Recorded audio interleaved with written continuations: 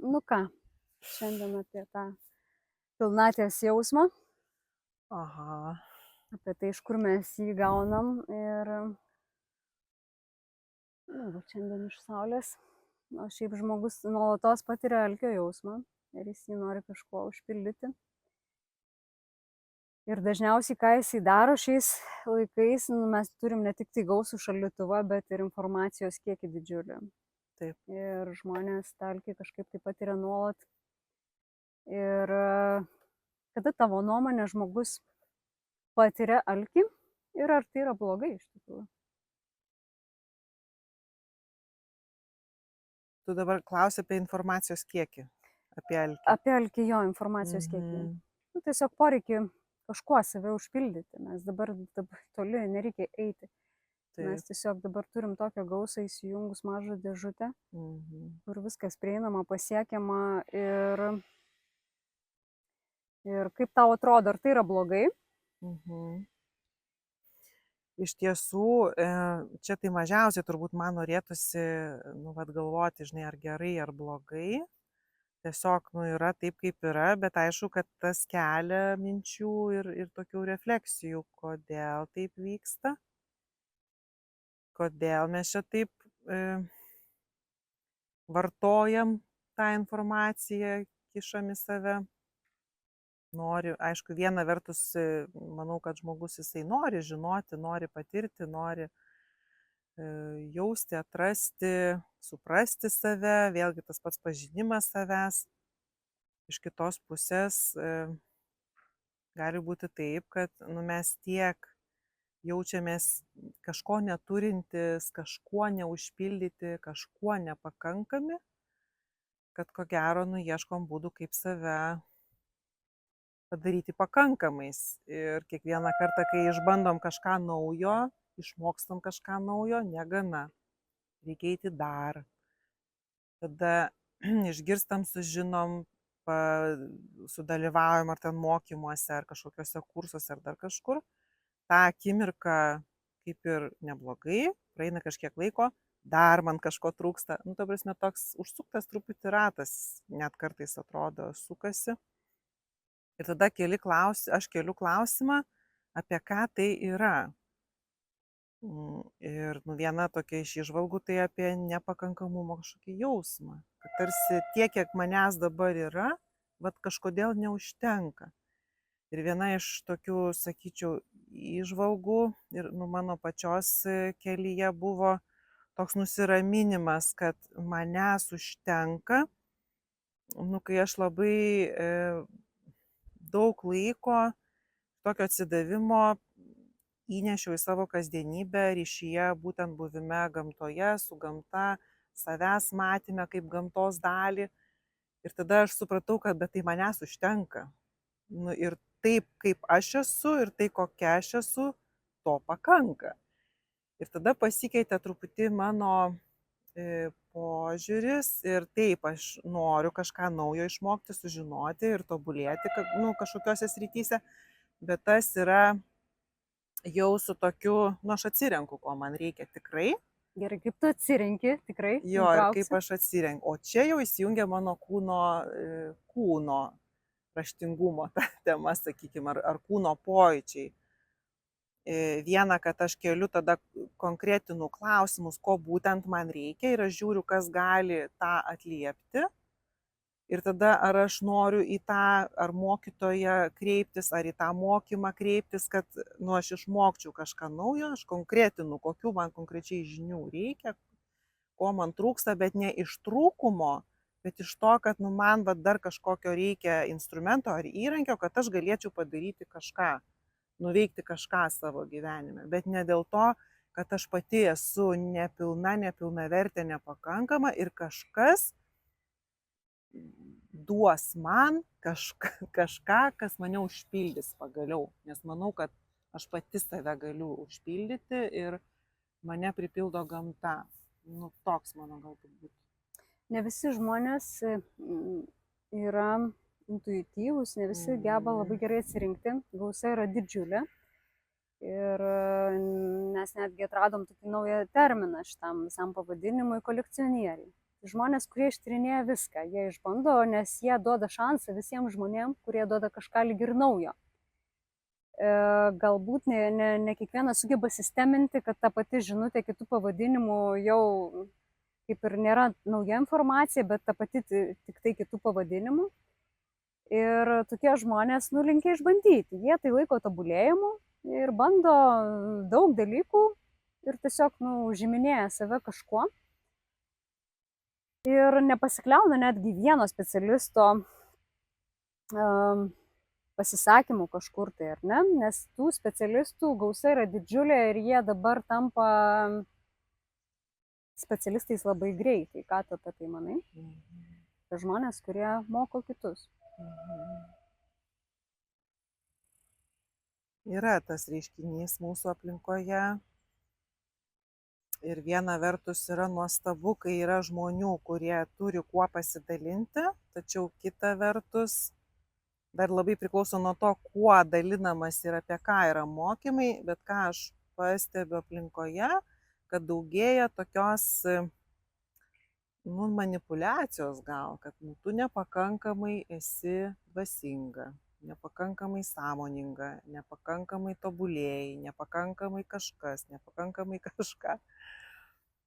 Tokio yra, kur iš vartotojo pusės žiūrint, atrodo, kad man nuolat kažko trūksta.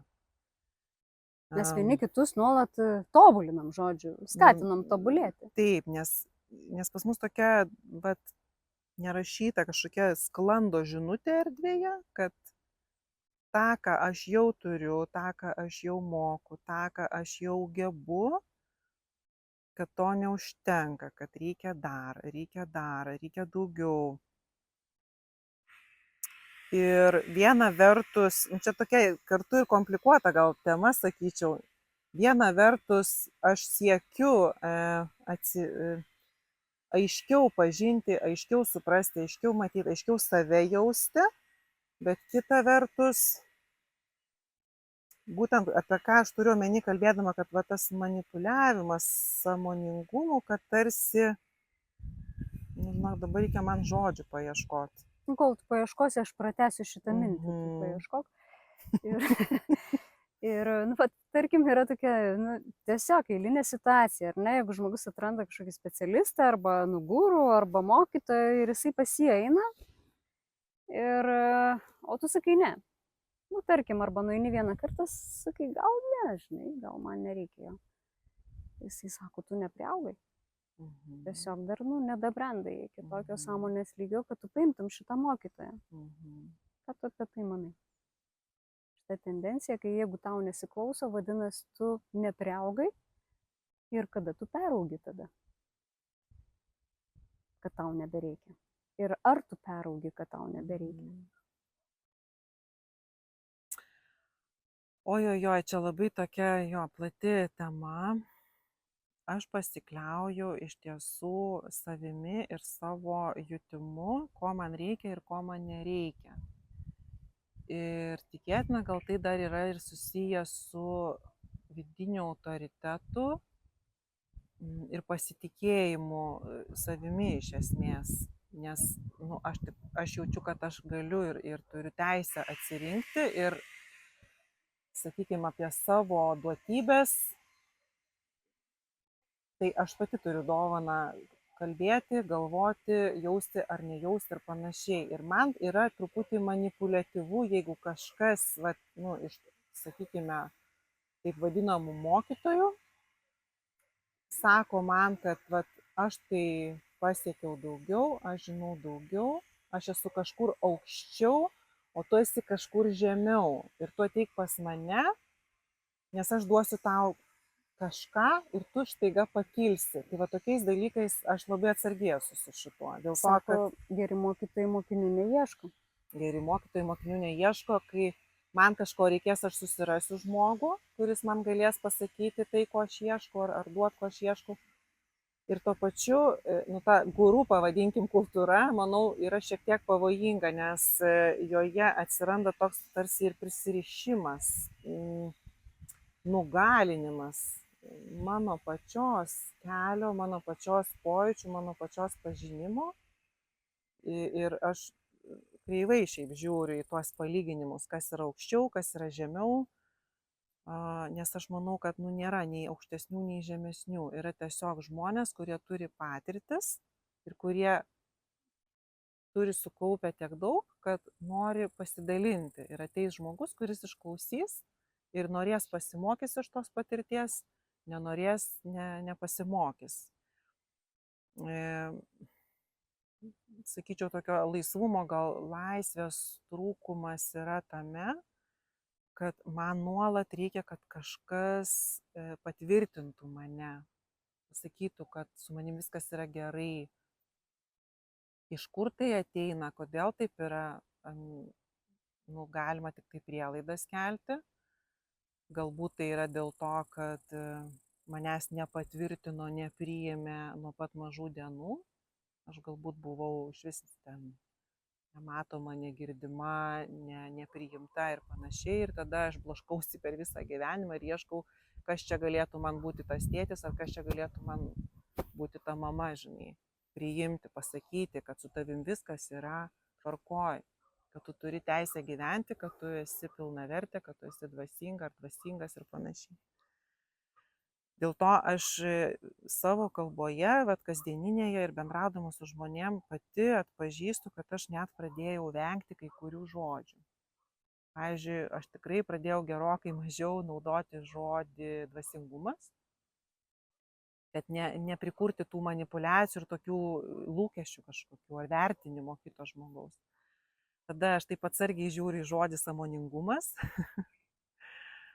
Tas tobulėjimas, man taip jaučiu kūne nepatogumą, kai aš per dažnai girdžiu šitą žodį, nes kai aš girdžiu juos sakant, erdvėje skambant, kūne aš jaučiu pasipriešinimą, kad tame yra tokio skirstimo, vertinimo. Ir aš turiu puikių pavyzdžių, kokią nors paimkim tetą, ar ne, kuri dirba žemę, kuri augina didžiulius daržus, kuri nenuėjo į nei vienus tobulėjimo kursus ir nenuėjo pas nei vieną kažkokį mokytoją, bet nei visą gyvenimą dirba, verda, dalina šeimai, dalina žmonėms, jinai bėga į mišką grybauja, jinai bėga tą daro. Aš čia konkrečią tetą turiu omeny. Ir aš jos kažkada klausiu, ar tu tiki Dievu? Kažkokį panašų klausimą uždaviau. Jis sako, va čia viskas aplinkui yra, kuo aš tikiu, ir tai man ir yra apie Dievą. Ir man tai buvo be galo išmintingas atsakymas. Ir tai buvo taip paprasta, ir kai aš matau tą gyvenimą, jis yra pilnas, jis yra labai paprastas ir tuo pačiu nepaprastas. Ir nereikia jokių tobulėjimo kursų. Tai aš nesu prieš juos, tikrai žmonėms, jeigu tai teikia pagalbą pažinti save, įgalinti save, įtvirtinti save, susipažinti su savo tuo vidiniu autoritetu, tai tada aš palaikau. Bet jeigu tai yra užsiėmimai, veiklos ar kursai, kur aš tampu priklausoma, kad kažkas mane patvirtintų ir aš to siekiu metai iš metų ir negirdžiu savo pačios minčių ir nesuprantu savo pačios intuicijos, nes man reikia, kad man pasakytų, tai aš jau labai atsargiai tai žiūriu. Mes lietuviai tokie, aš kaip pastebėjau, tiek ir pati iš savo patirties, mes norim daug kiekio. Jeigu mes ypač už kažką sumokam, ypatingai mes norim pasiimti tą visą maksimumą. Ir mes, nežinau, gal aš tik atrinkau, kad mes lietuviai tokie, esu dirbus su užsieniečiais konsultacijose ir jam pasakai kažką labai nedaug, kaip tu sakai apie tą tetą. Ir jie sako, wow, ir va čia taip, ir čia rimtai taip galima. O mes kažkaip einam kiekyje. Ir aš suprantu, kad iš tikrųjų tai žmogui tai reikia labai nedaug. Jam reikia vienos gilios, protingos minties, vieno išraiškingo sakinio. Tik tai, kad ir visa paskaita gali būti apie vieną žodį netgi, bet mes ateinam skirtingi. Ir tie žodžiai matyt, vienam vienas žodis iš tos paskaitos, jis bus vienas, kitam kitas žodis bus vienas, tas vienintelis žodis, Ir sako, gera paskaita yra tada, kai tu nieko neatsimeni, bet buvo labai gerai. Arba, nu, va, tiesiog tu turi tą vieną žodį. Tai, va, tai, jeigu pavyzdė, aš turėjau tokią, ir dabar jinai gyva, iš tikrųjų, jai 90 metų tokia bobulytė, kuri neždavo mum pieną. Ir aš čia maži vaikai dar, ir jinai tiesiog mum atneždavo, kad mum būtų patogiau, ir tą pieną jinai neneždavo, jinai jį vilkdavo, 3 litrai prisirišus į tokią sietkutę, jinai jį vilkdavo paskui save ir palikdavo. Dažniausiai, jeigu aš nespėdavau jos pagauti, jinai tiesiog šuo sulodavo ir aš girdėdavau, kad jinai ateina. Bet jeigu aš ją vis pasivydavau, kad ten, kad paduoti pinigus, tai iš jos lūpų aš kas kartą išgirsdavau kažkokią tai tą sakinį, tą mintį, kuri tuo metu man tai būdavo kaip kažkoks žaibas iš giedro dangaus. Aš, tarkim, įsivaizduoju, kad aš esu savo rutinai, savo rutuly, kur man ten kažkas sukasi, neaišku, problemos.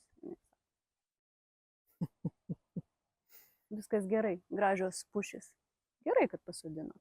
Taip. Ir nueina apsisukus, nei labas, nei sudė, nieko. Taip. Ir, prasme, man tai būdavo stipru. Aš ją tiesiog, nu, aš va tą kokybę, nekiekybę labai vertinti pradėjau. Aš supratau, kad aš irgi to maksimumo ieškodavau ir ieškau galbūt laiks nuo laiko, dar pagaunu save, kad tai reikia kažkokio kiekio, paskui susistabdau, kad reikia turinio, kad tai turi būti kažkas, kas man pataikys. Tai vat mes galim iš tikrųjų kolekcionuoti bet kokio tipo žinias. Arba, nu, vat, kaip žmonės pildo bet kokių įvairių maistų šaldytuvę, kad tik tai jo būtų, kiekio reikia, ar ne? Didesnio, ne tiek, kad kiek tau reikia, bet tiek, kad būtų.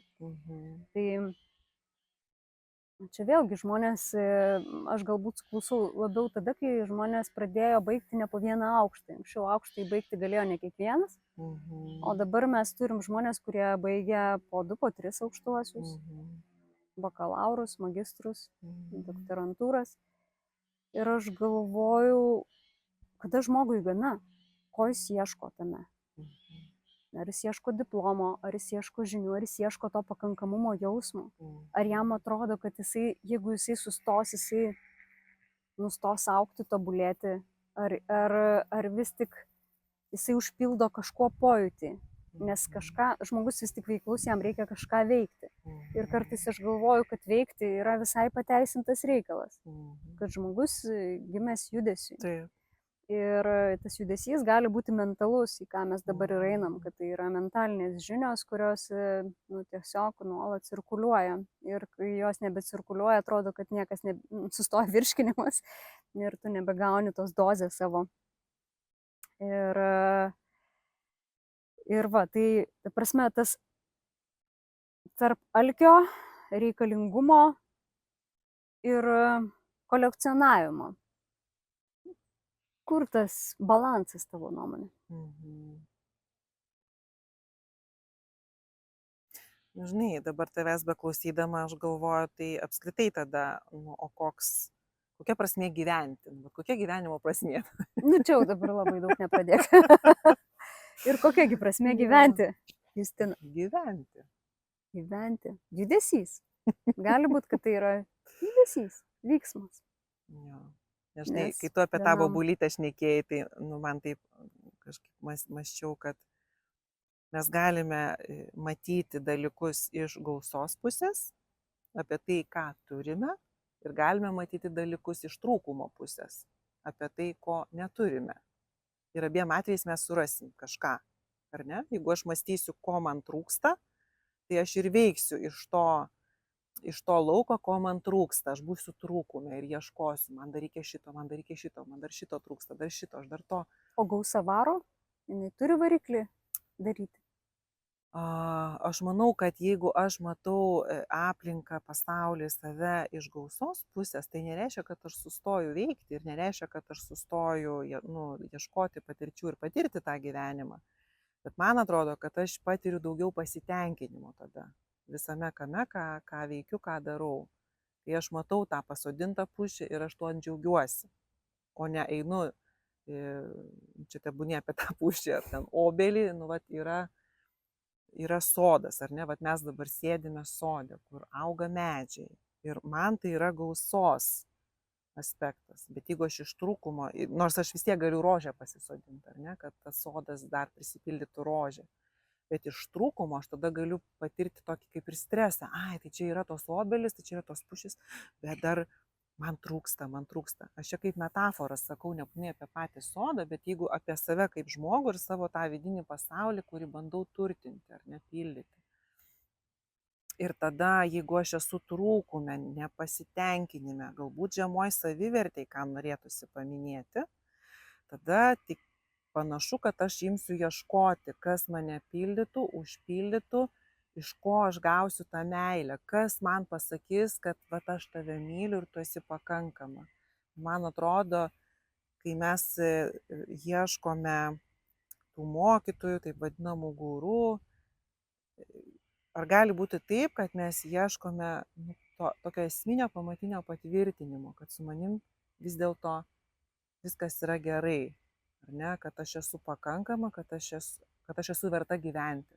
Gal aš ieškau, kad kažkas man pasakytų, kad aš esu verta gyventi. Gali čia net labai su tokiais giliais mūsų pamatiniais dalykais būti susiję. O tu žinai, kad geras guru galvos neklosto. Taip.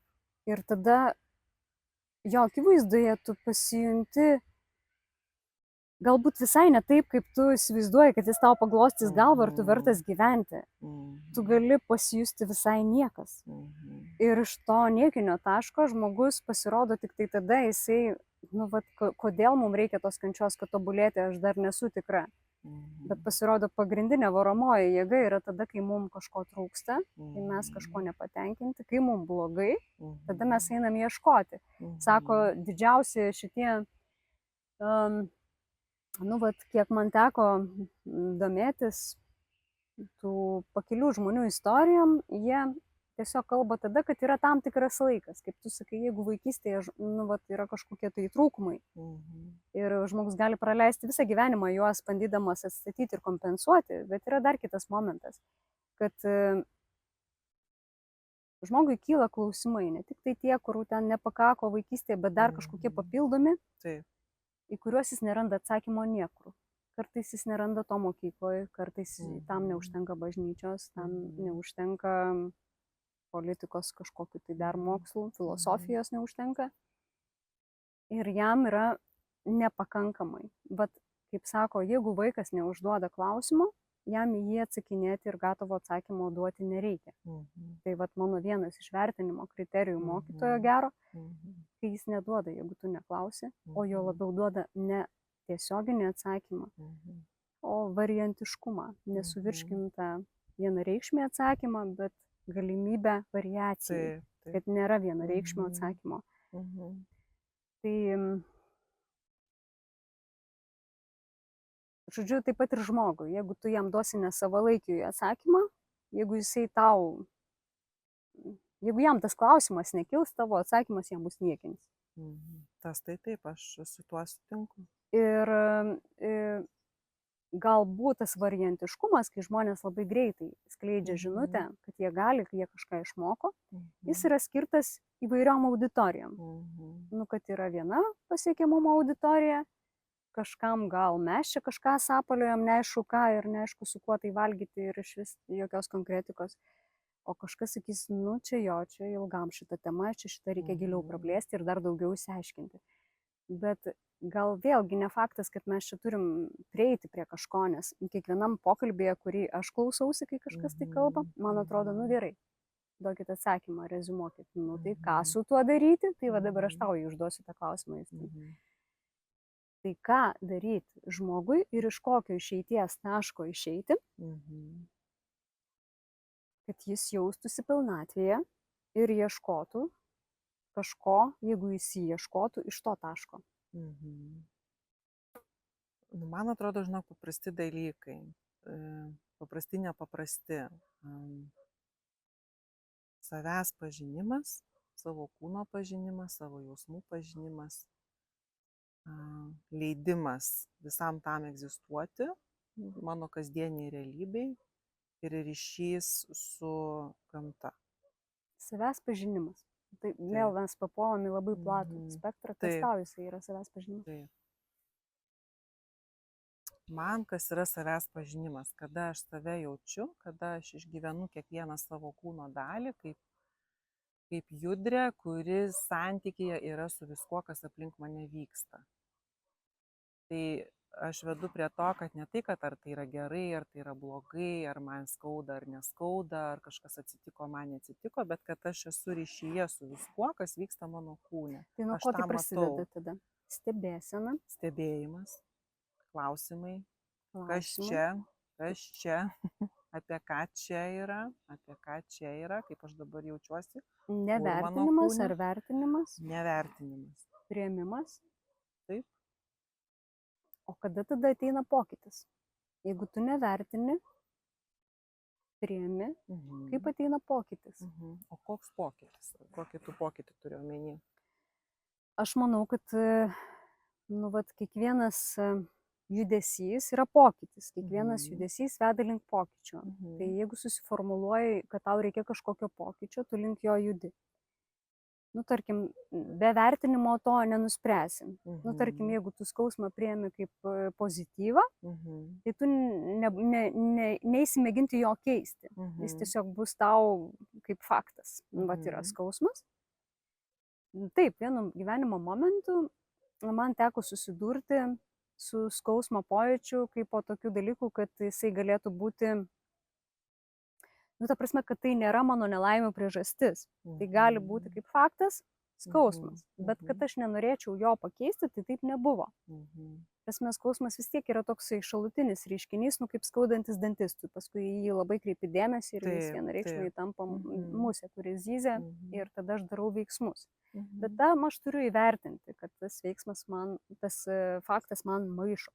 Aš turiu eiti pas odontologą. Tu ieškai išeičių, kad neskaudėtų. Taip, ir aš manau, mes nesam visų sričių specialistai, nesam visokiojopi ir mums reguliariai, tarkim, jeigu man kažką suskausta, aš galbūt dabar labai greitai galiu prieiti prie kažkokios informacijos, kuri, kaip anksčiau, nežinau, jau labai senai Londone žmonės skųsdavosi specialistais ir atsakymo apie ligą ieškodavo Google. Tai dabar mes tą turim su dirbtiniu intelektu.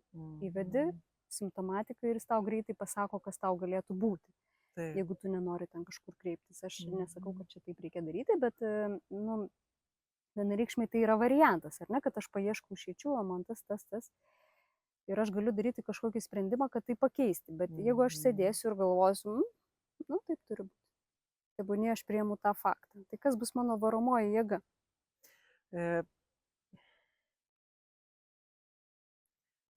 Kaip pavyzdį, tu dabar kalbėjai apie skausmą, aš apie tai nemastau kaip ar pozityvu ar negatyvu. Aš tokių koncepcijų iš vis net nenaudoju savo galvoj, savo mintise.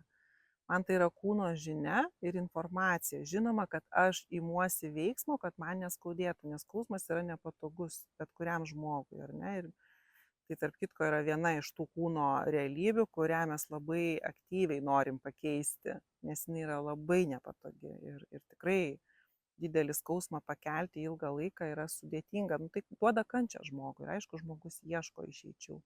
Tas pats galioja ir dvasiniam skausmui. Taip yra ieškomos išeitis ir dažnu atveju. Bet aš tą priimu kaip kūno bendravimą su mano sąmonė, pavadinkim, ar ne? Tokia nuolatinė komunikacija, kuri man neša kažkokią žinią. Ir jeigu aš sakau apie priėmimą, tai nereiškia, kad aš sutinku su tuo, kad taip turi būti ir sėdžiu nieko nedarau. Bet aš priėmimą turiu omeny, kad taip aš matau, dabar man taip yra. Ir tada aš žengiu sekantį žingsnį, ieškau išeities, kaip aš galiu padėti savo kūnui, kad skausmą mažinti arba jį apskritai panaikinti. Bet šalia viso to, tada dar užduodu klausimą, kodėl man taip yra. Ieškau priežasties iš esmės. Iš kur dabar čia atsirado tas skausmas, kodėl man skauda, kodėl genda kažkas, kodėl įsitempia kažkas. Ką aš tokio darau savo gyvenime, savo kasdienybėje, savo realybėje, kad kūnas man per skausmą bando pasakyti, kad klausyk, gal tu jau sustok, gal jau čia tau yra per daug. Klausyk, ar tu nepamiršai kartais pailsėti?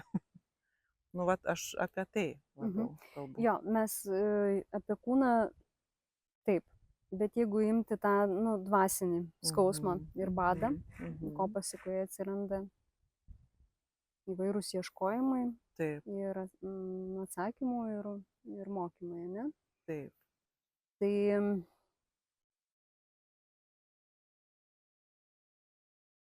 va čia tas momentas. Ar, kaip tu galvoji, dabar tai yra mada ir kiekvienas to ieško?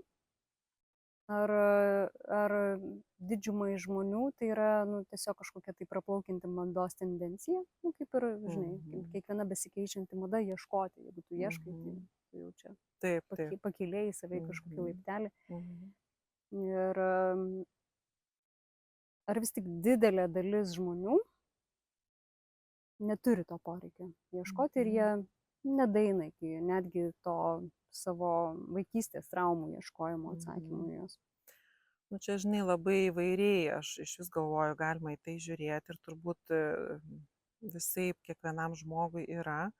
Aš mąstyčiau apie tai, kad mūsų kultūroje buvo sugriautas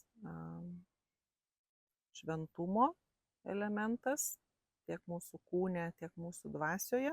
Kada jis dėl istorinių įvykių gausos išdraskyta žmogaus širdis buvo ir žmogaus dvasia.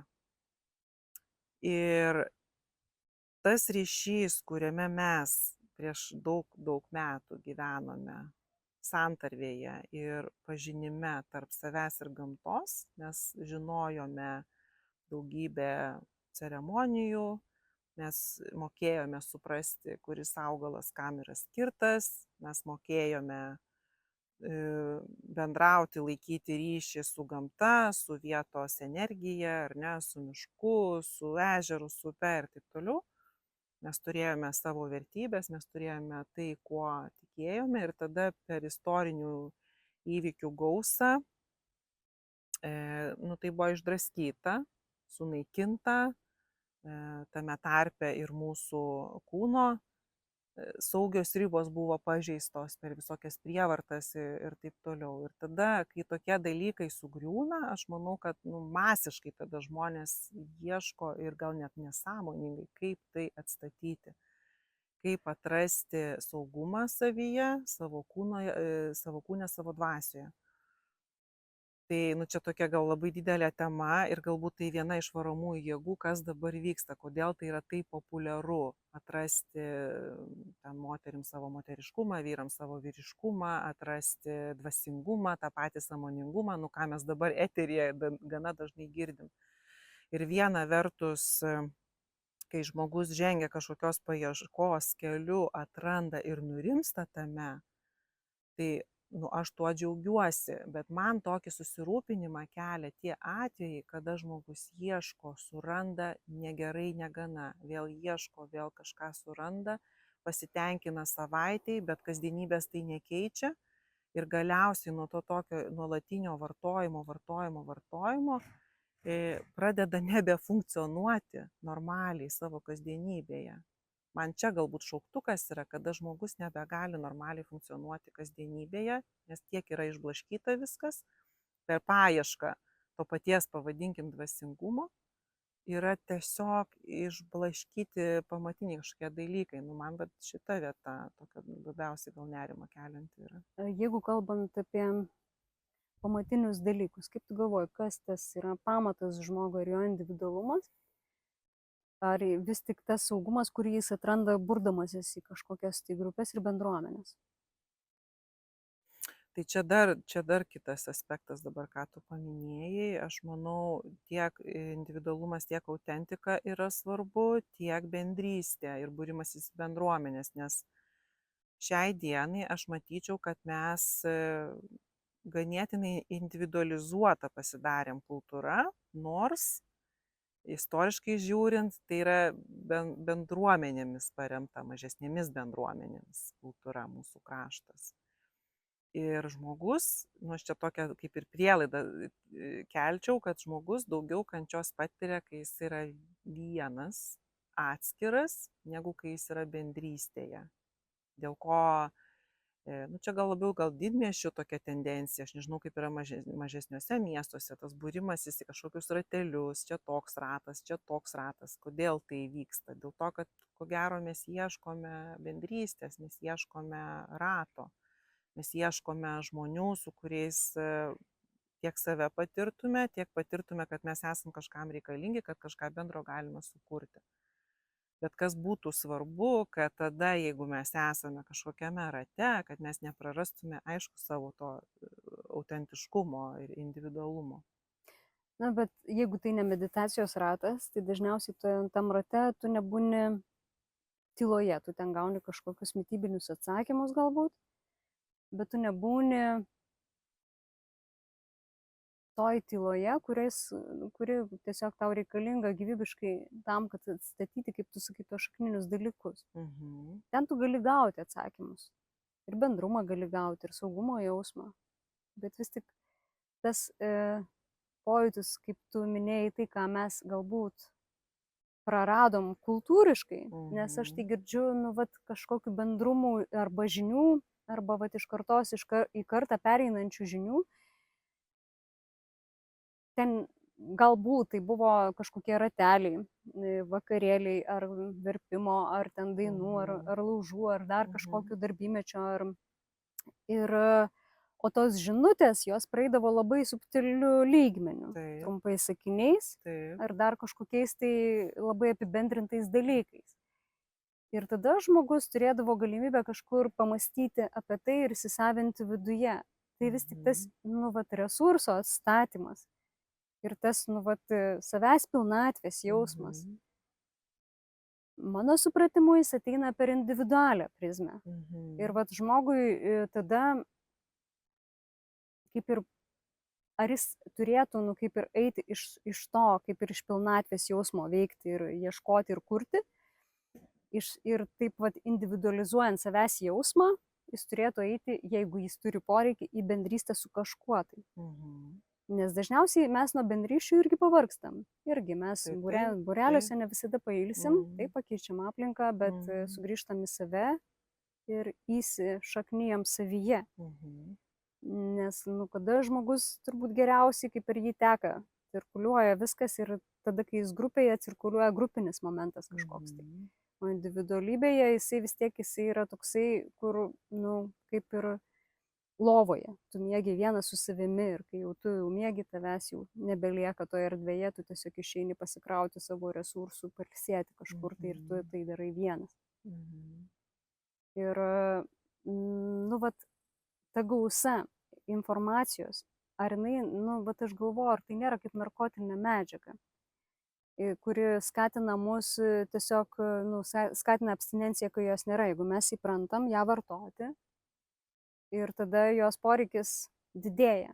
Mes tada su tą informaciją valgom, miegam, einam kažkur, klausomės eidami, mes jau nebeturim to atotrūkio ir pabuvimo, nes jeigu aš einu į gausą informacijos ir tai yra internetiniam pavidale kažkokiam, aš kaip ratelį, ar ne? Aš pasikraunu, aš pabūnu bendrystėje su kažkuo, su kažkieno nuomonė. Bet čia skirtingi, žinok, dalykai, man atrodo, ką tu žinai. Ta prasme, informacinis kiekis yra viena, o bendrystė ir nubuvimas žmonių rate, kai tu kai mainai kažkokie vyksta, yra kita.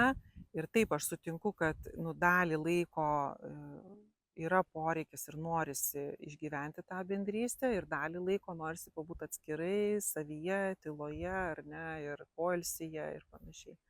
O informacinis kiekis ir pasiūlymų gausa aplinkui, tai man atrodo, čia truputį kas kita yra. Ir aš sutikčiau su tuo, kad kiekis yra begaliniai didelis aplinkui ir yra įprotis vartoti informaciją, imti tą pasiūlą ir galbūt net yra kažkokia baimė būti toj tyloj. Vengimas tylos. Kaip tu tą matai, vengimą tylos? Tai kad tiesioginė to žodžio prasme iš tikrųjų nebūni tyloj. Nes kai būni vienas, tai būni Facebook'e. Arba kai būni vienas, tai tada kažką tai tenais klausai, kažkur dalyvauji, kažkur eini, kažką skaitai, ten vėl kažką klausai, čia podcastas, čia tas, čia tas, čia tas. Nuolat save užimi kažkuo. Kažkuo save užimi. Tai anksčiau būdavo telikas arba radijas, žinai, fone. Taip. Nu, ta prasme, Taip, tai tai dabar žmonės išlikę. ir taip bendra, nu taip, kai kur išlikę, kad Jo. tiesiog mes tam dabar kalbėtumėm, o čia šone eitų Taip. fonas kažkoks, Taip. ar ne, muzika, arba, Taip. nu, kažkam per tylu. Taip. O kažkam tai yra erzinantis dirgiklis, šone muzika ir jam yra per garsu. Taip. Tai vis tik mes atpratę būti tyloje, Aš mes manau, kad taip. bijome joje būti.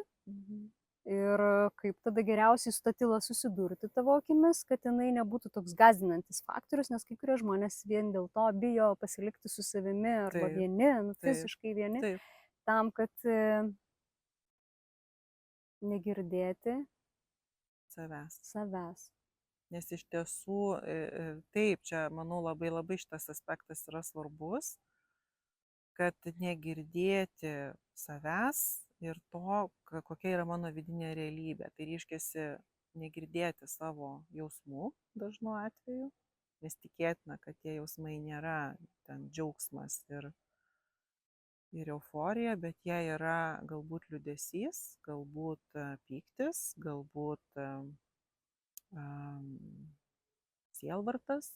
Tokie sunkus jausmai, į kuriuos pasižiūrėti nėra taip paprasta ir tada mes pradedam biškį bėgti gal nuo jų.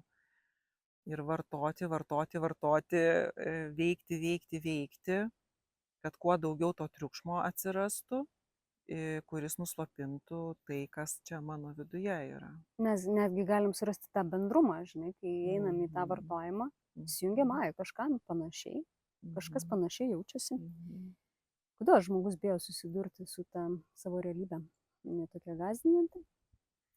O vat į šitą klausimą aš, žinok, net neturėčiau atsakymų, nes taip jo iš pirmo žvilgsnio atrodytų taip gąsdina, tai nėra patogu. Bet jeigu dar taip giliau pasižiūrėti, gal tai yra tiesiog išmokta, kad tai yra nelegalu. Mes tai taip augę visi. Neliūdėk, viskas bus gerai, neverk. Viskas bus gerai, ko čia pyksti. Tokie ir tokie žmonės nepyksta. Kam čia ragus rodai? Eik dabar pasėdėk, nusiramink. Pas mus yra to tiek pritvinkę, kad mes tiesiog giliai, turbūt savo kūnų, išmokstame, kad liūdesys yra nepriimtinas, pyktis yra nepriimtinas, daug jausmų yra nepriimtinų ir tada, kai realiai mūsų gyvenime kažkas vyksta, kas nenori išprovokuoja mumise jausmus ir emocijas, nes tiesiog mes tokie esame, mes jaučiame. Tai yra taip nelegalu, kad mes turbūt net nesugebėčiau paaiškinti, kokia galia, bet mes viską taip nustumėm savyje. Tylėk. Ir tada tyloje yra būti nepatogu. Reikia tada kažką tokio veikti, kad būtų nuolatinis toksai kosminis radijas, kuris nuolat užtvindytų ir uždusintų netgi tą mano vidinę tikrą realybę. Bet dažnai žmogus elgiasi priešingai. Dažnai, kaip sako, jeigu man taip darė, tai aš taip nedarysiu. Jam reikia tokio ekstra iššūkio, kad pakeisti tą traukinį, kad jisai įjungtų kitą srautą ir pradėtų važiuoti kitą vagą. Tai kodėl čia tada tai neįvyksta, man įdomu. Kodėl mes bijom apskritai, tarkim, ar čia yra kultūriškai, ar čia daugiau vyro ar moters kažkoks tai posakis, kad moteris labiau gali girdėti save, vyras mažiau nori į tai kreipti dėmesį, nes jisai sako, konkretikos daugiau nori ir sako, duok man aiškę užduotį, problemą, mes pasiaiškinsim ir išspręsim. O moteris dažnai galbūt pasiklydusi savo jausminiai kažkokioj tai ten radijoje savo ir jinai sako, aš nežinau. Čia dar viena tema. Bet mes galim prie jų biškį liestis, galbūt čia net ir. Lyčių skirtumai ar tam panašumai. Bet vis tiek, egzistuoja kultūriškai, nebūtinai istoriškai, tai turi būti atėję iš sovietmečio, kad mes nu, tarkim, mums taip sakė ir mes dėl to nelinkę į tai žiūrėti, nes, tarkim, man taip sakė, bet aš gal linkusi tai žiūrėti. Tai nebūtinai yra tiesiogiai taip pat. Galbūt žmonės susvarbina kažkokius kitus dalykus, dėl ko jie nelinkę žiūrėti. Pavyzdžiui, jiem kažkas įteikia naują idėją ir tai tada vėl netampa prioritetu. Jie sako, mes eisim į tikslą, mums padaryti yra svarbiau, negu kad žiūrėti, kas ten per jausmai pinasi, kol mes darom, ne? Tai pasirenka ir iš patirties galiu pasakyti, kad po 15 metų tada susirga skrandis, pavyzdžiui. Arba sunegaluoja ten pilve esantis kiti vidaus organai. Jo, bet per tokį ilgą laiką žmogui atsirinkti irgi taip ne faktas, kad tu suvesi tuos galus, žinai, kad va dėl to pasidarė tas, tam vėlgi reikia kažkokio dvasinio bado ir noro į tai pažiūrėti holistiškai.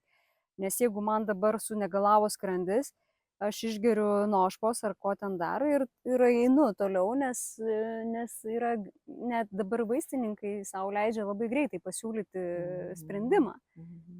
Ir tu gauni greitą sprendimą. Čia taip pat kaip greitas informacijos vartojimas yra greitų sprendimų poreikis. Ir jeigu mes kalbam valandą, tai reiškia, mes turim, pavyzdžiui, tarkim, konkretiką mėgstančių žmonių akise konkretizuoti. Tai prie ko mes čia prieisim? Kas čia dabar bus punktais? Tas ir tas, duokit sprendimą. Taip. O kad mes pafilosofuosim, kažkam galbūt jau senai išdiskutuota tema, kažkam galbūt niekada neprisiliesta tema. Ir jisai galbūt suves, kad tai gali būti veiksmas su pasiekme labai toli nutolę vienas nuo kito ir netgi archyviškai, istoriškai. Kaip tu sakai, anksčiau moterėlės kaimuose išmintį neždavo pieno bidonuose ir visiškai nebaigė jokių kursų ir jokių, prasme, neieškoja išminčių. Nes kaip tokia yra sakmė, kaip kažkada vienas išminčius, berods Sokratą, pavadino pačiu išmintingiausiu žmogumi vietovėje. Ir atėjo žmonės ir sako, džiaukis, tu esi pripažintas kaip išmintingiausias žmogus. Jisai sako, nesąmonė, aš nieko nežinau. Jie nueina pas išminčių ir sako, tai ką tu čia dabar išrinkai pačiu išmintingiausiu žmogumi, jisai sakė, kad jis nieko nežino. Tai va, ar nėra taip, kad paskui, žinai, prie mūsų radijo prisideda kiti radijai ir tu nebesupranti. Gerai, kai tos kryptis susijungia kartais į vientisas, žinai. Viena srovė sako, kad va, ta kryptis yra maždaug ta linkme, va, ta kryptis yra ta, tu netgi gali rinktis iš gausos krypčių, gali suvesti jas į kažkokį holistinį aspektą. Aš turiu omeny tą informaciją vis tik, ar ne, kaip jinai vaikšto ir mes dabar jau laisvi rinktis, mes neprivalom būti kažkur labai statiškai pagal kažkokią kryptį, ar ne? Ir mes galim netgi remtis ne vienos šalies informacija, ne vienos kultūros informacija. Ir ar tu manai, kad ta informacija, kuri iš tikrųjų, kaip tu sakai, buvo prarasta, tas ryšys, ar jisai vyko tik tai pas mus, ar visam pasaulyje tai yra? Tai aišku, kad visam pasaulyje. Ir tikrai man tekę bendrauti su žmonėmis iš įvairių kultūrų ir ypatingai tos kultūros, kurios, tą išmintį vadinamą ar žinias, kaip komunikuoti su žeme, su žemės galiomis, su elementais, su gamta, su viskuo, turėjo nuo senų laikų, tai išdraskyta, tai yra tikrai įvairiose kultūrose ir mūsų taipogi. Ir aš manau, kad iš dalies, ko mes lietuviai ieškome, tai ko gero ieškome tų prarastų žinių. Ir nepaisant to, kurios jos kultūros, ar ne, ar vis tik savo kultūriškai? Žinai, čia geras klausimas, nes čia savo kultūroje kažką labai tokio iškapstyti, tai arba domiesi sutartinėmis tada ir bandai suprasti jas, bet šiaip yra labai nelengva, nes jau labai mažai likę gyvo perdavimo, dėl to, kad jau nėra kas perduoda tas žinias, bet yra kultūrų, kurios išlaikiusios yra gyvą perdavimą ir dar šiandien galima pamatyti. Ir turbūt, kad ne veltui tie patys lietuviai keliauja ir pas kokius ten Pietų Amerikos indėnus, ar ten Šiaurės Amerikos indėnus, ar ten Polinezijos kraštai, nu vis tiek susiranda kažkur seną kultūrą, ją tyrinėja, ta pati Azija turi begalę kraštų, kur irgi yra tos senosios žinios perduotos iš kartos į kartą. Ir tada, nes yra toks neveltui turbūt posakis, kad sako, va, aš ten buvau, aš tą pamačiau, aš tą pajaučiau. Ir sako, aš tokį alkį pajaučiau savo žemės, savo šaknų, savo kažko, aš pati asmeniškai tą patyriau, kažkodėl aš buvau Naujojoje Zelandijoje ir tada aš tikrai savo kailiu pajaučiau, ką reiškia va šitas alkis, ryšio su savo žeme, o tai kaip buvo pas mus, o tai kaip tas, o kaip anas, dėl to, kad aš pamačiau gyvą pavyzdį, ką reiškia, kai kokios nors apieigos metu iš tikrųjų, ne tai, kad susigalvojo ar kažkur ten perskaitė, bet iš tikrųjų iš kartos į kartą yra perduota tradicija, nu čia kaip pavyzdys, kad kai tu sakai kalbą, tai ne iš karto pradėjai šnekėti, o pirmiausiai pasveikinai vandenyną, pasveikinai mišką, pasveikinai upę, pasveikinai kalną, pasakai, kas tavo yra seneliai, kas proseneliai ir tik tada pradėjai šnekėti. Kai gyvai va tokius dalykus pamatai, nu tada aš tikrai patyriau, ką tai reiškia tas ilgesys, kad aha, bet tai ir pas mus tai buvo, reiškiasi. Reiškiasi, mes turėjom tą patirtį. Kur galima ją pamatyti? Nu, praktiškai beveik niekur jau. Ar tu manai, kad tai tik tai iš lūpų į lūpas? Ar tai vis tik išliko kažkokia simbolika įrašytinėse dalykuose? Tai aišku, yra išlikę ir simbolikos, bet šiaip manau, kad pagrindas perdavimo žinių yra iš lūpų į lūpas. Bet taip, dainose, sutartinėse mūsų atveju, tautiniuose raštuose yra išlikę. Bet dabar ne veltui yra visai tokių ir ginčių. Ten koks latvis su lietuviu atsisėstų ir galėtų diskutuoti, ką reiškia šitas simbolis. Ir vienas sakytų, jisai reiškia tau, kitas sakytų, ne, jisai reiškia aną. Tai čia vis tik aš sakyčiau, ta didžiausia enciklopedija ir sutinki su tuo, kad jeigu mes neturėtumėm jokio prieimo prie rašytinių šaltinių arba iš lūpas galimybių perduoti informaciją, ar vis tik tas vidinis internetas, tas genas, kuris mums kaip kodas perduodamas ir mes pasikliovę savimi, savo intuityvumu ir buvimu su savimi, nu tuo tokiu pirmą pradžią, aš tai vadinu, nu nežinau, man tai atrodo, kad viską mes turim savyje, tai reikia tai atrasti, bet tiesiog mes ieškom tai išoriai. Mes tiesiog pasikliaunam, kad kažkas mums, ginčytinas tiesas perduoda. Bet jeigu mes susikauptumėm į save, dar mes atgamintumėm tą ryšį ir atkurtumėm, kaip tau atrodo? Aš manau, kad taip. Ar yra daug tokių žmonių, kurie apskritai pasikliauna tuo, kad jie gali sau leisti atkurti kažkokį ryšį? Žinai, čia interpretacijų laukas irgi labai didelis. Sunku, žinok, pasakyti, ar čia daug žmonių, ar nedaug žmonių. Dalis žmonių tai iš vis net nekelia klausimų, tiesiog gyvena gyvenimą ir dirba darbus ir tą pačią žemę dirba ir galbūt ir išgyvena realiai savo kūnų patiria. Tai, ko kai kurie kiti galbūt ieško, eina vingiais koridoriais ir kažkuom ir galiausiai po ten 20 metų atranda.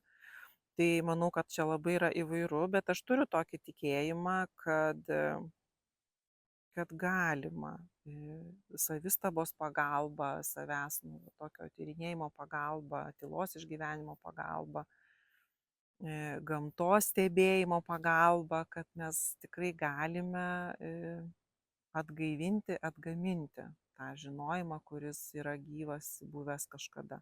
Ir tau tai tampa žinojimu, kurio nebūtinai tu ten, žinokit, aš sužinojau, vaini ir reikia viso pasaulio, tau tiesiog pakankamumo jausmas turbūt su tuo. Iš tiesų, iš to tikrai kyla pakankamumo jausmas ir aš tikrai neturiu tada poreikio, nei ten garsiai šaukti, nei ten kažką labai. Aišku, aš laikas nuo laiko pasidalinu, kas man skamba viduje taip stipriai ir taip yra stipriai prisipildę, kad aš tiesiog turiu pasakyti arba turiu parašyti. Tai va iš to kartais ateina tas noras pasidalinti, kai viduje yra kažko labai pilna, įgarsinti. Bet kad pasakyti, ir dabar tave būtinai įtikint ar kažką kitą įtikint, kad va žiūrėkit, patikėkit manimi, aš tokio poreikio nejaučiu. Man pakanka, kad aš pati patyriau, mačiau, pastebėjau, sužinojau tą prasme ir mane tai užpildo. O jeigu kažkas iš šalies stebi, mato ir nori sužinoti, ateina pas mane ir užduoda klausimą. Bet aš nesivaikau iš paskos. Ar tu pastebėjai, kad, tarkim, matyt, galbūt specialiai arba istoriškai taip įvyko, kad kaimas vis tik buvo daugiau toksai padarytas, gal dirbtinai kažkur, toks asociatyviai su tamsa asocijuodavosi, neišprusimu ir dar kažkuo. Tai. O dabar vis tik daugiau žmonių iš miesto grįžta atgal į kaimą. Ir jie, kaip ir nori būti arčiau žemės, nulipti nuo daugiabučio 9 aukšto. Taip. Ir pasiekti žemę kojomis, ir to reikia vis daugiau tam, kad suprasti, apie ką mes čia, ne? Ir kad paimti tą pirmapradę žinutę ir bus tie kursai kažkur toli nepasiekiami. O miesto žmogui atrodo, aš gyvenu mieste dėl to, kad aš gaučiau tą, kitą, trečią, nes tai užpildo mano poreikius. O viso to atsiragavę žmonės grįžta į kaimą ir sako, lieskim su kojom žemę, jauskim vandenį, vėją, ir tada mes būsim pažinę tą žinutę, kurios mes čia visur ieškojom visokiais žodžiais pavadintais pirmapradžiuose, ne pirmapradžiuose kursuose ir kitaip užvadintuose pavadinimuose, nes pavadinimų gausa, man atrodo, jinai tik tai apibūdina tą pačią informaciją ir didelio pokyčio tame neįvyksta. Tiesiog kažkaip atrodo, mums reikia vis kažko naujo. Ir ar tu sutinki, kad mes ar įvyksta tas naujas, ar mes tik atradinėjom tą seną, senai prarastą? Aš manau, kad visais amžiais egzistavo ryšys žmogaus su gamta, kaip neatsiejama to dalis. Ir ko mes ieškome, tai mes ieškome ir atgaivinėjame tai, kas nuo seno egzistuoja. Ar mes žinome apie tai, ar nežinome apie tai. Tai, atsakymas būtų, taip. Tai reziumuojant, ne? Vis tik, tam, kam reikia to reziumuojant. Ir vadinasi, mes neprivalom eiti į jokius kursus, mes neprivalom ieškoti kažkokio atsakymų išoriškai, jie visi mumise gyvena. Tiesiog mes kartais neturim tam instrumentų. Ko gero, ir mes ir aišku ir ieškom instrumentų, ir vieni ar kiti mokymai ir suteikia tuos instrumentus, jeigu mes jų nežinome, niekas mums jų nepapasakojo, neperdavė, mes nematėme pavyzdžio nei savo šeimoje, nei kažkur kitur. Žinoma, kad ieškome. Bet kita vertus, kaip tu sakai, kad tu neprivalai eiti kažkur, jeigu jauti, kad tavęs tai netraukia, neveda, nešaukia, ar tu nieko tenais.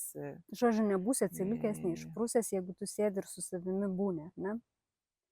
Taip, aš manau, kad mes tikrai esam užsižaidę daryti išvadas, lyginti, vertinti, interpretuoti. Manau, vėlgi, laisvas pasirinkimas. Jeigu aš žinau, kad yra kažkoks žmogus ar žmonių grupė, kuri turi man ką pasakyti ir aš jaučiu, kad man reikia, kad aš gausiu ten instrumentą, kurį galėsiu pasiimti ir taikyti savo asmeniniam gyvenime, tada aš einu, ieškau, klausiu, dalyvauju, mokausi, pasiemu ir taikau, ar ne? Bet tai jokių būdų nereiškia, kad jeigu kitas to nedaro, kad jis kažko nežino, nemokės, nepadarys ar nepasieks kažko. Mes kažkaip labai būtent skaidom, lyginam, dalinam, čia tas taip, tas anaip, mūsų taip dėmesys išoriai gyvena. O plus, jeigu dar nuomonės nesutampa, žinai, aš paieškojau ten, tu ten, ir mūsų ieškojimai prasilenkia, o aš dabar vienoj paraleliai ieškau, tu kitoj. Ir tarp mūsų gimsta kažkokia, tai tarkim, diskusija, kurią mes prasilenkia mūsų paralelės. Ar tau įdomiau tokia diskusija, ar vis tik žmogus, kuris nieko neieško, nesidomi ir tiesiog jaučiasi viską žinas?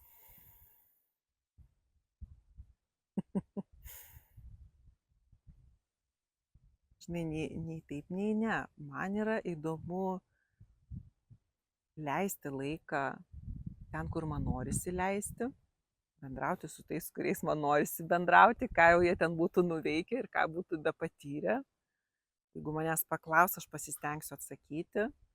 Lygiai kaip galiu pasakyti, kad nežinau, atsakymo neturiu. Man irgi tai yra teisingas ir pilnavertis atsakymas kartais.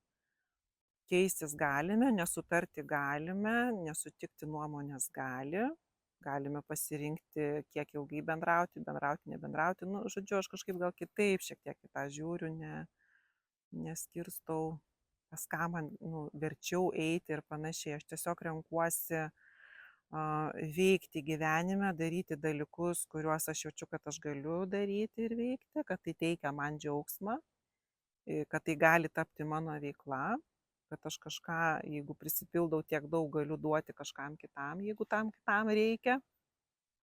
Ir gyventi gyvenimą, patirti tą gyvenimą, patirti gamtą, patirti kultūrą, patirti kitas kultūras. Man tai teikia džiaugsmo ir jeigu aš jaučiu, kad, tai man reikia kažkokio įgūdžio, tada aš pasirenku, kur galiu to išmokti. Ir tikrai pasirenku, pas ką aš noriu eiti ir pas ką aš nenoriu eiti. Ir turbūt, kad tą mano pasirinkimą lemia, ar aš tikiu tuo žmogum. Ar aš tikiu tuo, ką jisai sako. Nes aš tikrai mačiusi esu pavyzdžių, kur nesutampa tai, ką sako, ką deklaruoja su tuo, kaip gyvena realiai.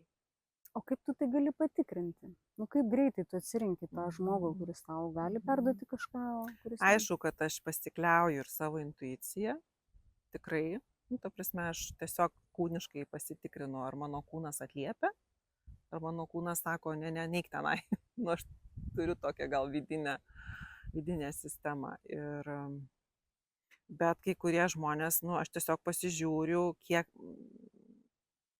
aš tikrai patikiu, kai man sako. Nes kažkokiam kūno subtiliam lygmenyje, vienais atvejais aš patikiu, kai aš girdžiu, ką man pasakė, kitais atvejais aš nepatikiu, kai aš girdžiu, ką man pasako. Ir man to praktiškai pakanka suprasti, ar aš noriu eiti, ar aš nenoriu eiti. Bet tai jokių būdų tada, mano pasirinkimai tai nėra iš tokio trūkumo. Ar buvo tas trūkumas patirtį, tavo asmeninį? Kaip tu ją apibūdintum patirtį savo ieškojimą? Žinok, nuo pat pradžių atsirinkdavau, kur aš noriu eiti ir ką aš noriu sužinoti. O kada tas alkis? Ar jis buvo alkio periodas, kai tu ieškojai iš alkio pojūčio to informacijos, alkio klausimų? Manau, turbūt asmeniškai aš to alkio tokio, kokį aš dabar pastebiu, nesu turėjusi. Aš kažkaip, kada aš pradėjau domėtis tomis temomis, kuriomis aš po šiai dienai domiuosi ir ką pati veikiu, tai tiesiog pamačiau, man suskambėjo, aš patikėjau ir aš supratau, kad aš noriu sužinoti apie tai daugiau. Bet tokio,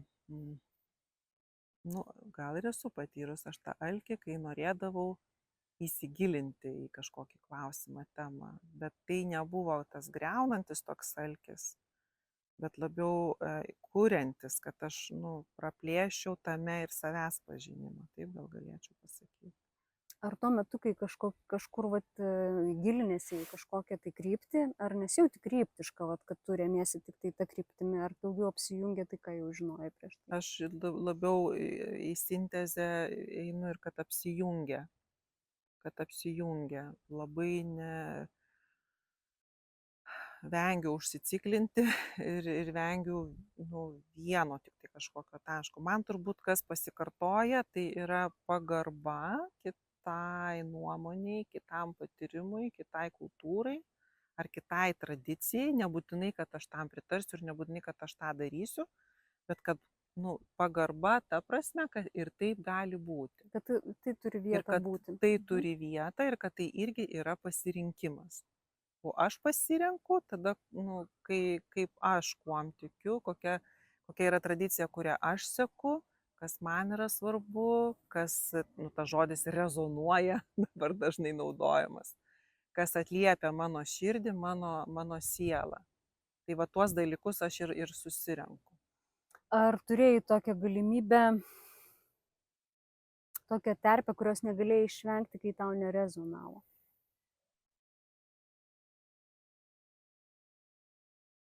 Reikėtų pagalvoti, žinai, dabar taip spontaniškai turėčiau taip prasukti daug metų, nes paprastai, jeigu aš jaučiu, kad jau kažkas čia ne taip ir man kažkas jau nebevažiuoja, aš tada išeinu.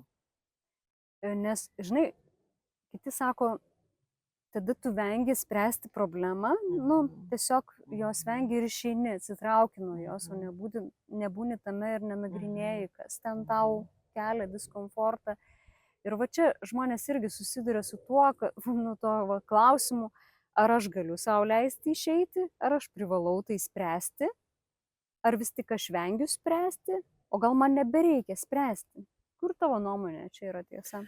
Žinai, čia gal vat, žiūrint apie kokias gyvenimo sritis eina kalba. Jeigu eina kalba, pavyzdžiui, apie mano, nusakykime, ten asmeninį gyvenimą, santykius, kurie man brangus yra, nu, vat kažkokius dalykus, kurie man yra brangus, tai aš jau tenais tikrai įdėsiu daug laiko, pastangų ir visko, kad aš raščiau išeitis, ar ne?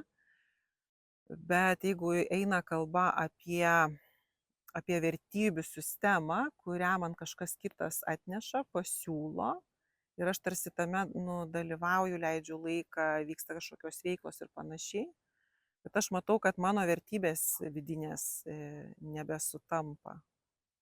Bet tada aš vėlgi renkuosi, jeigu aš matau, kad čia yra, kad man yra svarbu būti toj terpėje ir aplinkoje, ir aš galiu kažką dėl to pakeisti, ar pasistengti, ar pakreipti kažkuria linkme, tada aš dėsiu pastangas, bet jeigu aš matau, kad pamatinės vertybės kertasi ir kad aš iš esmės net nepritariu kažkokiam procesui ar kažkokiai veiklai ar kažkokiam elgesiu, nu tada aš labai svarstau apie atsitraukimo variantą ir tikrai atsitraukiu. Apie tas vertybės tada dar truputį, jeigu taip gali. Ir nu, vat, mes renkamės pagal vertybės, bet kai kurie sako, nu tai tu nelankstus, tu nepriemi pokyčio, tu prisiriši prie kažko, kas atgyveno. Ar tavo vertybės keičiasi, ar vat, atrodo kažkokios yra amžinos, nedalomos ir visuotinės tos vertybės? Kaip tau jos susiformuoja tos vertybės? Man tai iš vis atrodo, žinau, kad vertybės tai yra vienas iš tokių esminių pamatų, kuriuos aš turiu. Jeigu man kažkas sako, kad va čia tu nelanksti, tai ačiū už nuomonę.